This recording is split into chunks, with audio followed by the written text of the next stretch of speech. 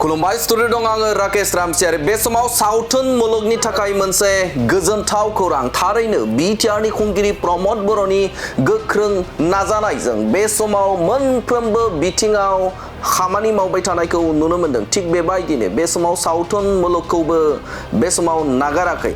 हारिमु आरो सावथुन मुलुगखौ जौगाखां होनो थाखाय बे समाव बिटिआरनि गाहाय खुंगिरि प्रमद बर'आ गोख्रों नाजानायखौ नुनो मोनदों थिग बेबायदिनो बे समाव सेरफांगुरियाव गायसनजाबाय Tikendrajit Narzary memorial digital cinema hall थारैनो बे समाव गोलाव समनि बिसा आरो बर' हारिमु आफादनि नाजानायजों बे समाव मोगथां महर मोनबाय सिनेमा हला गोलाव सम सावथुन मुलुगजों खामानि मावनाय बिथां फैला जे बरगयारिया बे आयदाखौ लानानै बिटिआर सरकारखौ जोबोदनो साबायखर बावदों जे बे समाव बिसा आरो बर' हारिमु आफाद बे आफादा गोलाव सम बे आयदाखौ लानानैनो खामानि मावबाय दंमोन बे समाव दाबि खालामदोंमोन जे बर'फोरनि थाखाय बा बर' हारिनि सावथुन दिहुननायफोरखौ मोनसे जायगायाव नायनो थाखाय मोनसे सिनेमा हल बानायनांगौ होननि थाखाय दाबि खालामदोंमोन नाथाय गोलाव सम बे दाबिया जाफुंसाराखैमोन नाथाय बे समाव बिटिआरनि खुंगिरि प्रमद बर' बिथांनि गोख्रों नोजोर होनायजों बे समाव गुबुन गुबुन जायगाफोराव लुफुंजागासिनो दं मिनि सिनेमा हल आरो बेनिनो क'क्राझार जिल्लायाव थानाय जे सेरफांगुरि बे सेरफांगुरियाव दिनै बेलासेनि 3 रिंगायाव बेखेवनाय जासिगोन जे लुफुंजानाय रुंसारि टिकेन्द्रजित नार्जारी मेमोरियल डिजिटेल सिनेमा हला थारैनो बे बिटिआर हालामनि थाखाय आरो सावथुन मुलुगखौ मोजां मोनग्रा आरो बर' रायजो राजाफोरनि थाखाय दिनैनि साना जोबोदनो मोनसे जारिमिनारि सान मानोना बे समाव गुबुन समाव बर' हारिनि जे सावथुन दिहुनगिरि बे दिहुनगिरिफोरा सावथुन दिहुनो नाथाय जों नुनो मोनो जे गुबुन जायगाफोराव गुबुन फुजा एबा मेलाफोरावसो बे समाव अरायथा नङै मोनसे सिनेमा दिन्थिफुंनानै बे समाव बिथांमोना गावनि जे खरसा जानाय बा एबा सावथुननि जाखिनि मासुल बेखौ दिहुनोमोन नाथाय बे समाव सावथुन मुलुगनि थाखाय मोनसे सुबिदा गोनां एबा जोबोदनो मोनसे मदद गोनां खालामदों बिटिआर सरकारा थारैनो मख'नांगोन जे बे समाव बे सिनेमा हलनि गेजेरजोंनो सावथुन दिहुनगिरि बिथांमोना बेवहाय अराय समनि थाखाय एबा जायखिजाया समावनो बेवहाय दिन्थिफुंनानै आरजिथायखौ बा रांखान्थियारि गोख्रों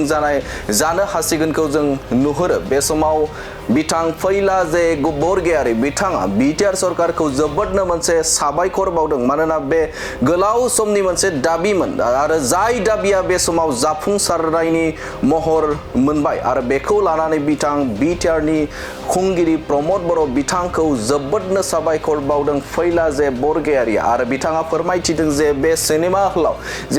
हलाव नांगौ बायदि जायाखैब्लाबो बे समाव फैला जे बरगयारि बिथाङा फोरमायथिदों जे बेवहाय गासै 150नि सीट केपासिटी एबा बेवहाय जिरायनानै सावथुन खेबसेयैनो नायनो हागोनखौ फोरमायथिदों बिथां फैला जे बरगयारिया आरो दिनैनि बे हाबाफारियाव बिटिआरनि खुंगिरि प्रमद बर' बिथाङा गाहाय आलासि महरै नुजाथिनानै हाबाफारिखौ मावफुंगोन एबा बेखेवना होगोन आरो बेनिनो आसामनि केबिनेट मन्त्रि बिथां उर्खावगोरा ब्रह्मआबो बाहागो लागोनखौ बे समाव मोनथिनो मोनदों थारैनो बर' हारिनि थाखाय दिनैनि साना जोबोदनो जारिमिनारि सान सावथुन मुलुगनि थाखाय जारिमिनारि सान आरो हारिमु बिथिंनि थाखायबो बे मोनसे जारिमिनारि सान होननानै मख'नांगोन मानोना बे समाव गोलाव समनि मोनसे जाय दाबिया दङमोन जे बे समाव सिनेमा हल लुफुंनांगौ जे बिटिआर ओनसोलाव आरो जायखौ बिटिआर सरकारनि गाहाय खुंगिरि प्रमद बर' बिथाङा बेखौ नोजोर बोनानै गोख्रैयैनो गुबुन जायगाफोराव बे समाव लुफुंनाय मिनि सिनेमा हल लुफुंनाया सोलिबाय दं आरो बेनिनो आबुं महर मोनबाय बे समाव सेरफांगुरियाव थानाय जे बा लुफुंनाय रुंसारि टिकेन्द्रजित नार्जारी मेमोरियल डिजिटेल सिनेमा हला बे समाव दिनै बेलासिनि 3 रिंगायाव बेखौ बेखेवनानै होगोन बिटिआरनि खुंगिरि प्रमद बर' बिथाङा दानिया फैदो बिथां फैला जे बरगयारिया आरोबाव मा बाथ्रा बुंदों नोंथांमोननि गेजेराव होनि गिबियावनो साफ्रोमबो बर' रायजो राजा बिथांमोननिसिम जोंनि अननाय आरो खुलुमनायखौ बावहरग्रोनाय जाबाय गाबोन 30 जुन गाबोननि साना जोंनि बर' हारिमुनि थाखाय मोनसे जारिमिनारि सान जानो थांबाय दङ मानोना गाबोन बिटिआर सरकारजों लुफुंजानाय नैबे सेरफांगुरिनि रुंसारि टिकेन्द्रजित नार्जारि गोसोखां डिजिटेल मिनि सिनेमा हल बेखौ बेखेवनो थांबाय दङ। बे थारैनो जोंनि थाखाय खोब गोग्गाथाव बाथ्रा मानोना गोलाव समनिफ्राय बड' सिने आर्टिस्ट एस'सिएशन आरो बर' हारिमुनि दैदेनगिरि बिथांमोना बे सिनेमा हल लुफुंनांगौनि थाखाय गुबुन गुबुन समाव सरकारनो मेम'रेन्डाम होबोबाय थादों नारसिनबोबाय थादों। दिनै बियो थारैनो मोगथाङाव जाफुंसारनाया जोंनि थाखाय खोब गोजोनथाव बाथ्रा मानोना जोङो जोंनि हारिमुखौ गोजौआव लांनो गोनांब्ला दा सावथुन बे सावथुना खोब इम्परटेन्स रल लायो। दा बेखायनो बे सावथुनखौ जोङो गोजौ थाखोनि खालामनानै जोंनि बर' सावथुनखौबो जाहाथे गुबुन गुबुन रावारिनि सुबुंफ्रा नायो बा गुबुन हादरनि सुबुंफ्रा नायो। दा बिनि थाखाय सिनेमा हलनि बे गोनांथिखौ जोङो सानखांनानै गुबुन गुबुन समाव सरकारखौ खावलायबोबाय थादोंमोन। दिनै मानगोनां प्रमद बर' बिथां सार एबा बिटिआर सरकारा बे हाबाफारिखौ मावफुंनानै होबाय। दा गिबि खोलोबनि थाखाय गंद' सिनेमा हलखौ लुफुंगासिनो दङ। गसाइगाव, सेरफांगुरि, रुनिखाता, सिमला, बागानपारा आरो रौता। दा बिनिनो नैबे सेरफांगुरिनि जा सिनेमा हल बिनि लुफुंनाय खामानिया 100% जाबाय आरो गाबोन बेखौ बेखेवनो थांबाय दं। जों बेखौनो आसा खालामगोन जोङो लुबैनाय बायदि जों साननाय बायदि सिनेमा हल लुफुंनायनि गेजेरजों जाहाथे जोंनि सावथुन मुलुगखौ जोङो नेक्स्ट लेभेलसिम लांनो हायो। थ' बे सिनेमा हल लुफुंनायनि उनावहाय जोंनि सावथुन दिहुनगिरि दिथागिरि बिथांमोना निस्सय गोजौ थाखोनि सावथुन दिहुनगोन जों बेखौ आसा खालामगोन आरो बेबायदि जायोब्लासो जोंनि सावथुनखौ गुबुन गुबुन हारिनि मानसिफ्राबो नायगोन आरो बेबायदि जायोब्लानो जोंनि बर' हारिमुवाबो गुवारै फोसावजागोन। नैबे सेरफांगुरिनि सिनेमा हला बे ओनसोलनि रायजो राजाफोरखौ एन्टारटेनमेन्ट होनायजों लोगोसे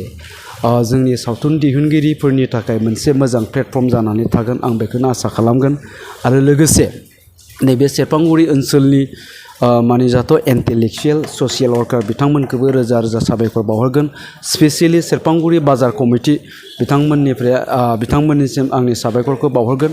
मानोना बिथांमोननि मददजोंनो नैबे सेरफांगुरियाव बे सिनेमा हलखौ लुफुंनो हानाय जाबाय। जियानो जायाथों नैबे सिनेमा हला जाहाथे जोंनि बर' हारिमुनि मोनसे हारिमुखौ जौगाहोनांगौनि थाखाय हारिमुखौ डेभेलप खालामनांगौनि थाखाय मोनसे प्लेटफर्म जानानै थाबाय थागोन। बे सेरफांगुरि जिथु सिनेमा हल बे सिनेमा हला गासै 2,20 लाखजों लुफुंनाय जादोंमोन।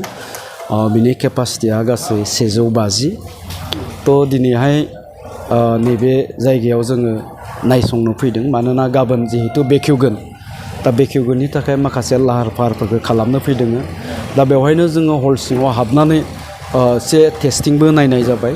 दा हलनि सिङाव हाबनानै खोब मोजां मोनदों गोजोननाय मोनदों खारन नैबे सिनेमा हला जों लुबैनाय बायदि जाद्रायाखैब्लाबो खोब मोजां मोनसे नायनानै मोनसे परिबेसखौ जोङो मोननो हादों। आसा खालामगोन उननि समावहाय बिटिआर सरकारा बिनिख्रुइ साबसिन हामसिन सिनेमा हल जोंनि थाखाय लुफुंनानै होगोन।